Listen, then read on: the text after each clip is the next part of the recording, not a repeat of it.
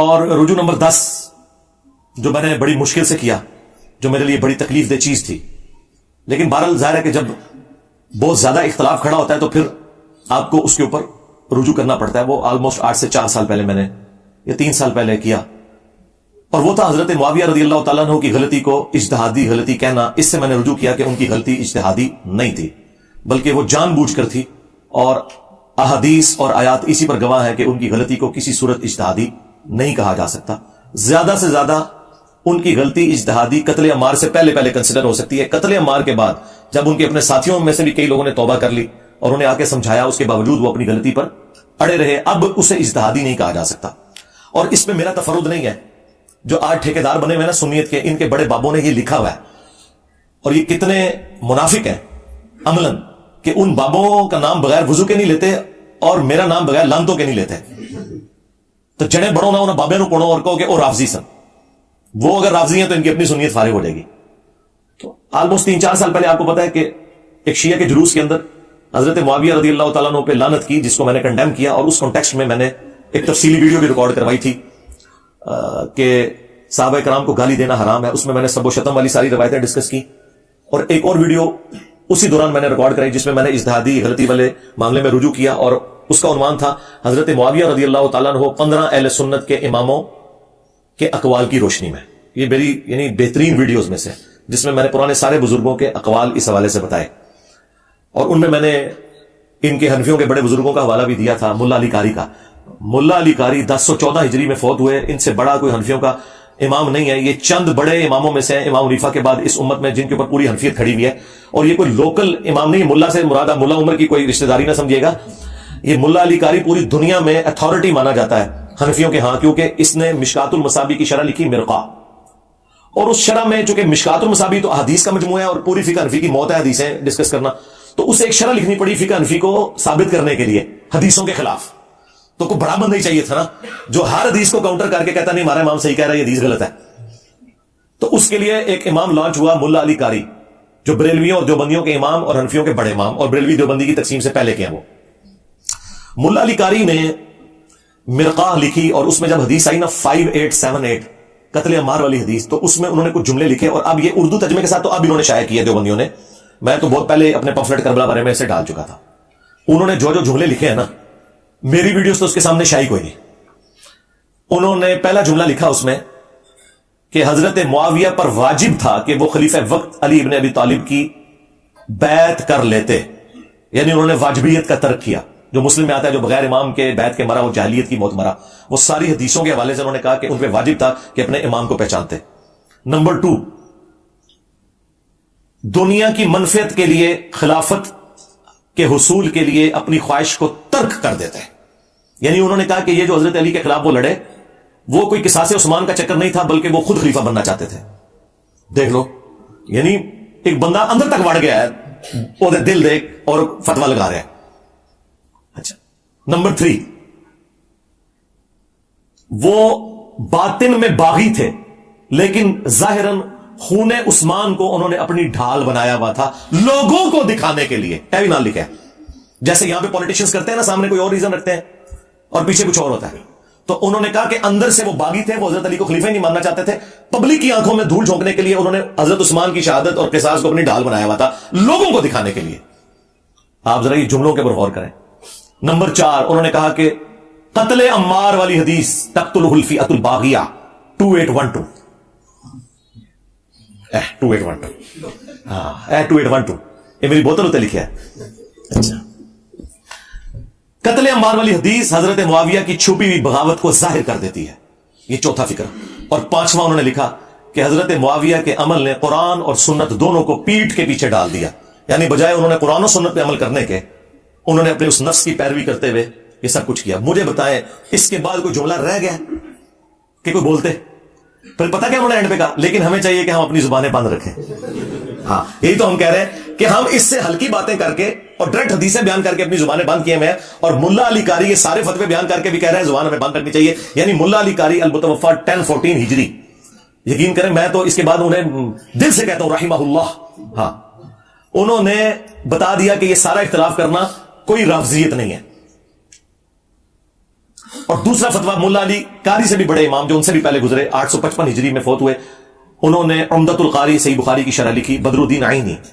ایک ہی زمانے میں دو امام ہیں، ابن حجر اسقلانی نے فتح الباری لکھی، 852 ہجری میں فوت ہوئے، اور 855 ہجری میں 3 سال کے بعد انہی کے زمانے میں تھے فوت ہوئے بدر الدین عینی۔ انہوں نے بخاری کی شرح لکھی، اور انہوں نے بھی وہی کام کیا جو مشکات کی شرح لکھتے ہوئے فقہ حنفی کو ثابت کرنے کے لیے جو مولا علی قاری نے پاپڑ بیلے تھے نا، وہی پاپڑ بخاری کے خلاف بیلے بدر الدین عینی نے اپنی فقہ حنفی کو ثابت کرنے کے لیے، کیونکہ بخاری تو فقہ حنفی کے خلاف ہے۔ اچھا، انہوں نے بھی یہ کیا کہ وہ 7083 نمبر حدیث جو بخاری میں آتی ہے نا کہ جب کوئی مسلمان دوسرے مسلمان پہ تلوار اٹھائے تو دونوں جہنمی ہیں، اس کی وہ شرح لکھتے ہیں۔ اور یہ اس کانٹیکسٹ میں ہے کہ وہ ایک تابعی جو ہے وہ حضرت علی کی حمایت میں کھڑے ہوتے ہیں، تو ابو بکرہ صحابی انہیں روکتے ہیں کہ بھئی میں نے رسول اللہ سے سنا تھا جب ایک مسلمان دوسرے پہ تلوار اٹھائے تو دونوں جہنمی ہیں، اور پھر ہم نے نبی علیہ السلام سے پوچھا کہ جو قتل ہو جائے وہ کیوں جہنمی ہے، قاتل تو جہنمی ہے؟ تو نبی علیہ السلام نے فرمایا اس مقتول نے بھی تو اپنے بھائی کے قتل کا ارادہ کیا تھا، وہ بھائی کامیاب ہو گیا، لہذا دونوں ہی جہنم میں۔ اس حدیث کو استغفر اللہ واتوب الیہ حضرت ابو بکرہ نے حضرت عائشہ اور حضرت علی کی جنگ کے اوپر فٹ کر کے اس میں کیا رزلٹ نکالا کہ دونوں جہنمی ہیں، تو غلطی لگی ان کو۔ انجینئر ہوتے ان کے ساتھ ہوتا ہے انجینئر ابو بکرہ، تو یہ رافضی کہہ دیتے، لیکن وہ انجینئر نہیں تھے نا، سمپل صحابی تھے، وہ ابو بکرہ کہہ دیا۔ اب یہ اتنی خطرناک بات تھی، اور یہ بالکل ردی کی ٹوکری میں ان کا فتویٰ پھینکنے والا ہے۔ یہ حدیث اس کے بارے میں ہے ہی نہیں ہے، یہ حدیث اس صورت میں اپلائی ہوگی جب کوئی ناحق کسی کے خلاف تلوار اٹھائے، کوئی لسانیت کی بنیاد پہ لڑے۔ لیکن جب سورہ الحجرات میں آیا کہ جب مومنوں کا گروہ باغی ہو جائے اس کے خلاف تلوار اٹھاؤ جب تک کہ وہ توبہ نہ کر لے، اسی کے تحت حضرت علی نے جنگ جمل صفین اور نہروان لڑی تھی۔ حضرت علی سے زیادہ کوئی قرآن نہیں جانتا تھا، یہ حدیث حضرت علی پہ نہیں فٹ ہوتی تھی، نہ حضرت عائشہ پہ۔ حضرت علی نے جنگ بالکل حق کے اوپر کی، اس کے اوپر خیر میں الگ سے کہ ایک ویڈیوز میری ریکارڈڈ ہے۔ بہرحال یہ جو حدیث ہے نا 7083، اس کے کانٹیکسٹ میں بدر الدین عینی نے لکھا کہ علامہ کرمانی تو کہتے ہیں کہ حضرت معاویہ کو 1 اجر ملے گا اور حضرت علی کو 2 اجر ملیں گے، کیونکہ حضرت علی حق پہ تھے اور دونوں مجتہد تھے۔ تو بدر الدین عینی پتہ کیا لکھتے ہیں؟ وہ کہتے ہیں میں کہتا ہوں کہ حضرت معاویہ کو 1 اجر کیسے ملے گا جبکہ ان تک قتل عمار والی حدیث پہنچ چکی تھی۔ سرکار 2812 سارے نے گاٹے فٹ ہوئی جے، دیکھ لو ملا علی قاری متاثر ہوا 2812 تو تائیں انہیں کہا نا 5878 نمبر حدیث۔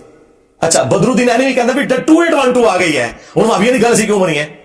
ہاں یہ 2812 ایویں نہیں بوتل لکھی ہوئی ہے، دوسرا تھلے لکھا ہے فرقوں کی دکانیں بند، ڈیمیج ہیز بین ڈن، ایویں لکھا ہوا ہے۔ اچھا تو وہ کہتے ہیں یہ کیسے ہو گیا کہ جب قتل عمار والی حدیث موجود ہے اس کے بعد آپ کہیں گے ان کو 1 اجر ملے گا؟ پھر اینڈ پہ انہوں نے جملہ بڑا سخت بولا، انہوں نے کہا کہ کیا حضرت معاویہ اس پہ راضی نہیں کہ اللہ تعالیٰ انہیں چھوڑ دے برابر، بجائے اس کے کہ انہیں 1 اجر بھی ملے؟ اللہ تعالیٰ انہیں اگر بخش دینا ان کے لیے یہی لائف ٹائم اچیومنٹ ہے، اجر تو چھڑ دو۔ اچھا اب چونکہ وہ انجینئر بدر الدین عینی نہیں تھا لہذا وہ راضی نہیں ہوا، سمجھ رہی آپ کو بات کی؟ اور یہ بات بالکل بدر الدین عینی کی درست ہے، کیونکہ یہ حدیث غلط فٹ کر رہے ہیں۔ بخاری مسلم میں حدیث ہے اگر حکمران وقت اجتہاد کرے، صحیح اجتہاد کرے تو 2 اجر ہیں، غلط اجتہاد کرے تو 1 اجر۔ اور اس پہ امام بخاری نے باقاعدہ باب باندھا ہے کہ حاکم وقت کا اجتہاد، یعنی حضرت علی اگر جنگ جمل صفین نہروان نعوذ باللہ غلط بھی لڑتے 1 اجر مل جاتا پھر بھی، اور الحمدللہ انہوں نے بخاری مسلم کی روشنی میں صحیح لڑی ہے تو 2 اجر ہے۔ مخالف کے اجر کی تو کبھی بات ہی نہیں ہوئی ہے، یعنی خلیفہ راشد کا باغی اور ان کے خلاف کھڑے ہونے والا شخص مجتہد کیسے ہو سکتا ہے؟ تو ٹھیک ہے پھر کہو کہ حضرت عثمان کے مخالفین جو تھے، وہ جو صحابہ تھے وہ بھی مجتہد تھے، جو منکرین زکات حضرت ابو بکر کے خلاف کھڑے ہوئے وہ مجتہد تھے، اللہ رسول آخرت کو تو مانتے تھے نا، صرف وہ کہتے تھے کہ ہم زکات نہیں دیں گے۔ اس طرح مطلب رزلٹ نکالے جاتے ہیں۔ صرف حضرت علی کی باری آتی ہے تو یہ لوگ جو ہے وہ ٹامک ٹوئیاں کرنا شروع کر دیتے ہیں، تو دیکھیں پھر اللہ نے کتنی بڑی بلا ان کے اوپر چھوڑی ہے، نہ پچھلے چڈے نہ اگلے چڈے۔ ہاں علی کے جیسا ہے ہی کوئی نہیں، بنو امیہ ہے شاہ ہی کوئی نہیں۔ تو یہ چیزیں تھیں، تو یہ میں نے پھر وہ فتوے، یہ میرے کربلا والا ریسرچ پیپر بھی آپ منگوا سکتے ہیں، واقعہ کربلا کا حقیقی پس منظر 72 صحیح الاسناد احادیث کی روشنی میں 200 احادیث ہیں اکثر بخاری مسلم سے۔ صبح 9 سے شام 5 بجے تک ہمارا فون نمبر کھلا ہوتا ہے، نماز کی ٹائمنگ یا کوئی اور ایشو ہو جائے الگ بات، واٹس ایپ بھی اس پہ بنا ہوا ہے 032159000162، آپ کال کریں، فری آپ کے گھر ڈاک آئے گی، 12 کا پیکج، 3 اذکار کارڈ اور 9 ریسرچ پیپرز، اس میں کربلا والا ریسرچ پیپر بھی ہے اور 8 مزید ہے۔